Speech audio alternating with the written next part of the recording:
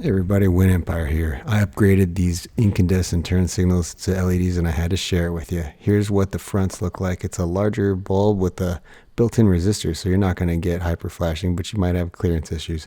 Insanely bright. The left side's still blinking. If you look close enough, you can see it compared to the right LED. Those are the rears. Incandescents, just for comparison.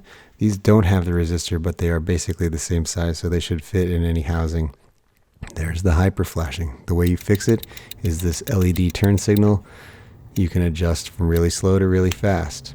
And it obviously is fixed. Nice bright LEDs. Not as bright as the fronts, but still really bright. One touch, 3 blink. Very nice feature.